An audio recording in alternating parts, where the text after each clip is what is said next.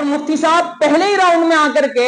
ऐसा बांध दिया जावेद अख्तर साहब को कि वो आए बाएं शाएं करने के अलावा 2 घंटे तक कुछ भी ना कर सकते। अल्लाह को किसने पैदा किया? तो फिर ये सवाल फिर बाकी रहेगा कि अल्लाह को पैदा करने वाले को किसने पैदा किया? ये सवाल फिर बाकी रहेगा। और फिर अल्लाह को पैदा करने वाले को किसने पैदा किया? मुफ्ती साहब ने कहा कि चौथी दलील चलेगी सिर्फ, वो है लॉजिक, कि अकल से हम ये जानेंगे कि अल्लाह रब्बुल इज्जत है या नहीं है। और मुफ्ती साहब ने ये कहा कि मैं ऐसी दलीलें दूंगा कि पूरा एथियस्ट वर्ल्ड, यानी जितने भी एथियज्म के मानने वाले हैं जो ये कहते हैं कि अल्लाह रब्बुल इज्जत नहीं है, वो सारे मिलकर के भी मेरी दलील को काट नहीं सकते। और चूंकि मौजू बड़ा अहम है ये, इसलिए दलील ऐसी चलेगी जो बिल्कुल 2 2 4 की तरह वाज़ेह हो। जैसे आज हर एक को पता है 2 और 2 4 होते हैं, बिल्कुल ऐसे हर एक को समझ में आ जाए,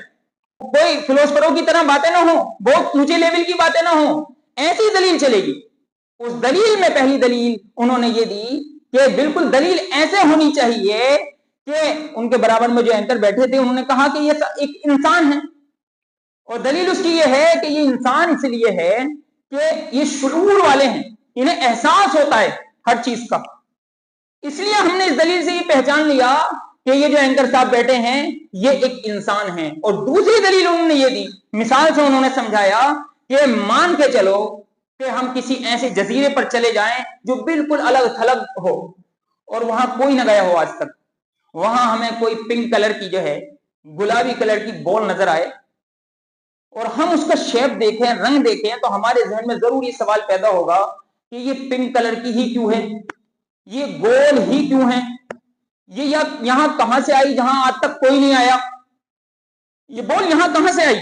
और फिर हम इस बॉल को एक्सपेंड करते रहें, बड़ा करते रहें, बड़ा करते रहें, बड़ा करते रहें, तो ये जो सवाल है ना कि ये बॉल क्यों आई, कहां से आई, किसने इसको पैदा किया, ये सवाल अब भी बरकरार रहेगा। बॉल के छोटा होने और बड़ा होने से ये सवाल बदलेगा नहीं, सवाल अब भी बरकरार रहेगा कि ये बॉल आई कहां से। तो उन्होंने इसको इस तरह मिसाल से समझाया कि जो पूरी दुनिया है गोया के हम वो छोटी बॉल को हम फर्ज कर रहे हैं उस आइसोलेट पर, जजीरे पर, और यही गेंद जब बड़ी हो जाए, जैसा कि साइंटिस्ट कहते हैं कि दुनिया गोल है, तो ये सवाल फिर भी बाकी रहेगा कि इस बॉल को इतना मुनज्जम अंदाज में किसने पैदा किया। इसका सीधा सवाल जवाब ये है, इसका सीधा जवाब ये है जो अहम दलील है कि चूंकि ये सारी दुनिया कॉन्टिंजेंट है। कॉन्टिंजेंट का मतलब ये मुमकिन है, मुमकिनुल वजूद। मुमकिनुल वजूद का मतलब ये होता है कि इस दुनिया की हर चीज का वजूद दूसरी चीज पर मौकूफ है। और फिर यहां चलते चलते मैंने पिछले हफ्ते भी बताया था कि जैसे हम लोगों का मसला है कि हमारे अब्बा और हमारे अब्बा के अब्बा और फिर उनके अब्बा और उनके अब्बा, इसी तरीके से ये सिलसिला हजरत आदम तक जाकर के रुकेगा और फिर हजरत आदम अलैहिस्सलाम को बनाने वाला रब, ये सिलसिला यहां पर रुक जाएगा। और रुकने की वजह यह है कि अगर ये सिलसिला लंबा चलता रहे तो दुनिया में कोई चीज वजूद पा ही नहीं सकती, दुनिया में किसी चीज का वजूद हो ही नहीं सकता। अकल ये बात कहती है और इसके खिलाफ कोई दलील दे नहीं सकता। दुनिया के अंदर ये तयशुदा बात है कि अगर इस सिलसिले को मानते चले जाएं, हजरत आदम अलैहिस्सलाम से आगे निकलें, अल्लाह पर पहुंचे, तो फिर अल्लाह को किसने पैदा किया। तो फिर ये सवाल फिर बाकी रहेगा कि अल्लाह को पैदा करने वाले को किसने पैदा किया, ये सवाल फिर बाकी रहेगा। और फिर अल्लाह को पैदा करने वाले को किसने पैदा किया, और फिर जिसको अल्लाह ने पैदा किया उसको किसने पैदा किया। दुनिया का कोई वजूद नहीं रहेगा। अब कोई आदमी यूं कहने लगे कि आप कॉन्टिंजेंट को तो ये मान रहे हो, मुमकिन चीज को तो ये मान रहे हो कि इसका वजूद दूसरी चीज पर मौकूफ है, अल्लाह रब्बुल इज्जत को क्यों नहीं मान रहे ये बात कि अल्लाह रब्बुल इज्जत का वजूद भी दूसरी चीज पर मौकूफ है। उसकी वजह यह है कि वही वाला मसला, गलत टूल का इस्तेमाल, गलत औजार का इस्तेमाल, कि अल्लाह रब्बुल इज्जत क्रिएटर है और हम तमाम दुनिया के लोग और तमाम दुनिया की चीजें ये क्रिएशन है, ये पैदा शुदा हैं, अल्लाह ने इनको पैदा किया है और अल्लाह रब्बुल इज्जत पैदा करने वाला है। दोनों में फर्क होगा, दोनों में फर्क होगा। इसलिए मेरे भाइयों, इस बात की रोशनी में आपसे ये बात अर्ज करनी है कि हम एक बात बहुत अच्छी तरह अपने जहन के अंदर बैठा लें कि दुनिया भर के अंदर एथीज्म जो फैल रहा है और लोग जो इस तरह की दलीलें देते हैं, इनके पास दलील नाम की कोई चीज नहीं है, सिर्फ बातें हैं, बातें। बातों से लोगों को मुतासिर करने की कोशिश करते हैं। जैसे जावेद अख्तर साहब ने एक कोशिश ये की कि उन्होंने अपने सामने वाले ऑडियंस को इमोशनल करने की कोशिश की ایموشنل کا مطلب یہ کہ اس طرح انہوں نے کہا کہ اللہ رب العزت اگر اس دنیا کو پیدا کرنے والا ہے، اللہ رب العزت اگر ہے تو دنیا کے اندر یہ برائیاں کیوں ہو رہی ہیں؟ اور انہوں نے خاص طور سے غزہ کی مثال دی، غزہ کے اندر جو بمباری ہو رہی ہے، وہاں چھوٹے چھوٹے بچے تڑپ کر کے مر رہے ہیں، دنیا سے جا رہے ہیں، یہ سارا کیوں ہو رہا ہے؟ بس ایموشنل کر کے سامنے والے کا دل اپنی طرف کر لیتے ہیں، اور ان پڑھ قسم کا آدمی ان کی باتوں میں آ جاتا ہے اور ان سے متاثر ہو کر کے اپنا ایمان دے بیٹھتا ہے، ان کو ایمان کا سودا کر لیتا ہے، ایمان کا سودا کر لیتا ہے۔ اس کا سیدھا جواب یہ ہے کہ اللہ رب العزت نے ہمیں کسی مقصد کے تحت دنیا کے اندر پیدا کیا ہے، بیکار پیدا نہیں کیا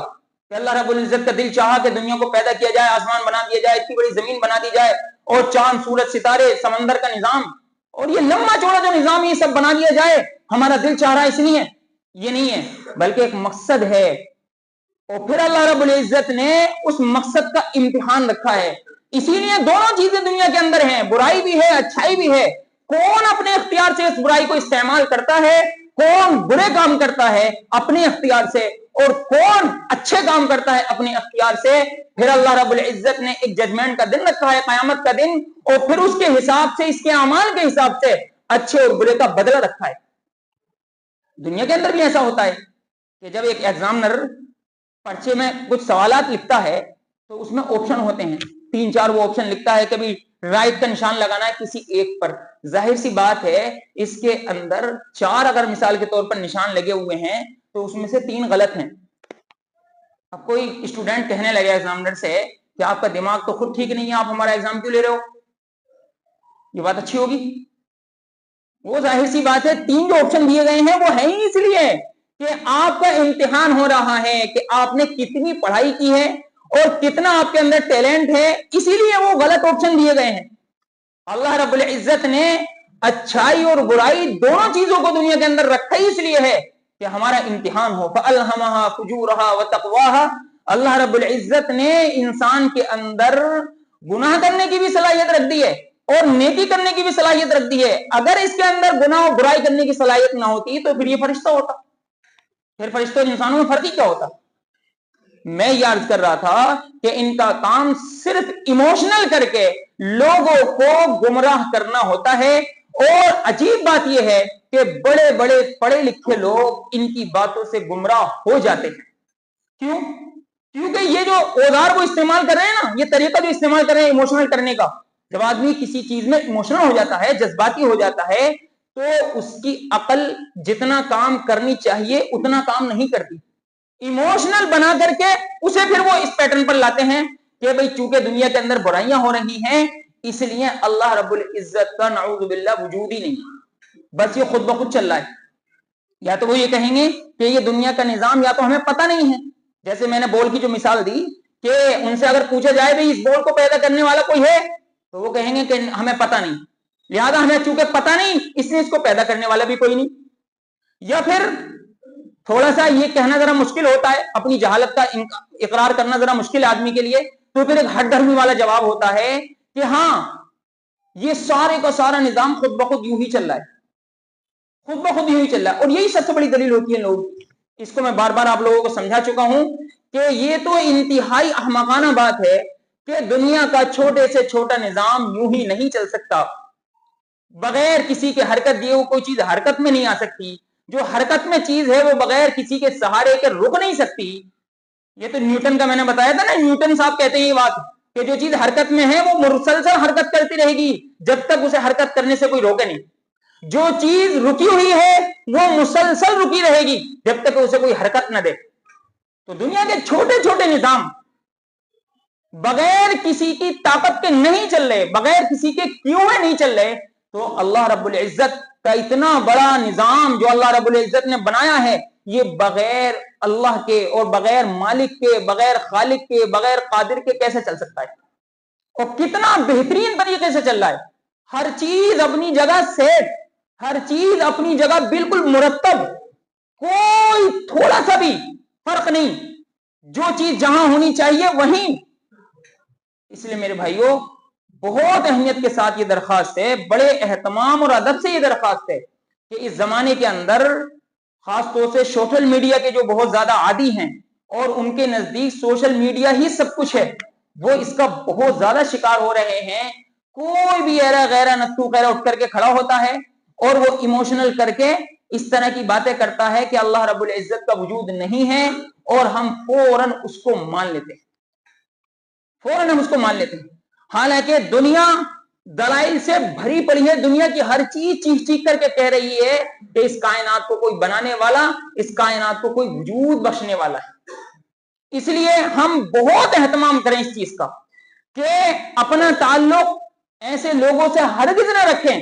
جو ہمیں اللہ رب العزت سے دور کرنے کی کوشش کریں. بطور خاص میں اسکول کے اسٹوڈنٹ سے یہ بات کہوں گا, جو نئی عمر کے لڑکے اسکول جاتے ہیں یا اپنے پروفیسرز کو اس طرح کے حوالے دیتے وہ سنتے ہیں, ڈوربن کی بات کرنا اور سائنٹسٹ کی ایسی باتیں کرنا جو بلا وجہ کی باتیں ہیں ان کی, بس ایسی انہوں نے اگر یوں کہہ جایا ہانک دی, ان باتوں کو یہ بیان کرتے ہیں. چونکہ پروفیسر کی ایک عظمت عزت اسٹوڈنٹس کے دل میں ہوتی ہے, وہ ان کی بات فوراً مان لیتے ہیں. اس لیے یہ ساری باتیں میں آپ کو سمجھا رہا ہوں کہ اللہ رب العزت نے اب تو عالمی پیمانے پر یہ ڈیبیٹ کرائی اور ایسے لوگوں کے لیے اس میں بڑی نصیحت رکھ دی کہ ان کے پلے کچھ نہیں ہے. اور مفتی صاحب پہلے ہی راؤنڈ میں آ کر کے ایسا باندھ دیا جاوید اختر صاحب کو کہ وہ آئیں بائیں شائیں کرنے کے علاوہ 2 گھنٹے تک کچھ بھی نہ کر سکے. اس سے ہمیں عبرت حاصل کرنا ہے. یہ پوری بات کا خلاصہ یہ ہے کہ ہم ایسے لوگوں سے میل جول نہ رکھیں, اور اگر تھوڑا بہت ہمارے دل میں شک پیدا ہو رہا ہے تو ہم اللہ رب العزت کی قدرت میں غور کریں کہ کیسا اللہ رب العزت نے کسی بھی چیز میں غور کر لیں گے فوراً اللہ رب العزت کا وجود ہمارے سمجھ میں آ جائے گا. ذرا ذرا سی چیزوں میں اللہ کہتا ہے وفی انفسکم افلا تبصرون, کہیں دور جانے کی ضرورت نہیں, خود اپنی باڈی کے اندر غور کر لو کہ تمہاری باڈی کا نظام کتنا زبردست طریقے سے چل رہا ہے, کتنا زبردست طریقے سے چل رہا ہے. ڈاکٹرز یہ بات کہتے ہیں کہ سانس لینے کی جو نالی ہے اور کھانے کی جو نالی ہے بالکل دونوں کے سوراخ ایک ساتھ میں بالکل لگے ہوئے. لیکن عجیب بات ہے, اللہ کی عجیب قدرت ہے کہ وہ کھانے کا جو لقمہ ہوتا ہے وہ کبھی غلطی کرتا ہی نہیں کہ سانس کی نالی میں چلا جائے, ہمیشہ کھانے کی نالی میں جائے گا. جب اللہ رب العزت کا فیصلہ ہوتا ہے تو وہ تو عقل مند بھی نہیں ہے. کس نے بتایا اسے لقمے کو کہ تجھے اس والی نالی میں جانا ہے؟ ہم نے کوئی مشین لگا رکھی ہے وہاں, یا ہمارا کوئی ارادہ ہوتا ہے؟ ہم تو ارادہ تک نہیں کرتے کھاتے ہوئے کہ بھئی یہ میرا لقمہ کھانے والی نالی میں جانا چاہیے تاکہ میرے تک پہنچے. ہم اس کا ارادہ تک نہیں کرتے. بغیر ارادے کے ایک بے جان چیز, بے عقل چیز کھانے کی نالی میں جا رہی ہے, لقمہ کھانے کی نالی میں جا رہا ہے, سانس کی نالی میں کیوں نہیں جا رہا؟ جواب وہی ہے کہ اس نظام کو کوئی چلانے والا ہے. قرآن کہتا ہے وَفِي أَنفُسِكُمْ أَفَلَا تُبْصِرُونَ, اپنی ذات کے اندر غور کر لو کہ تمہارا خود اپنی باڈی کا نظام ایسا ہے کہ ایک چیز میں غور کرو گے اللہ رب العزت تک پہنچ جاؤ گے. اللہ رب العزت عمل کی توفیق عطا فرمائے.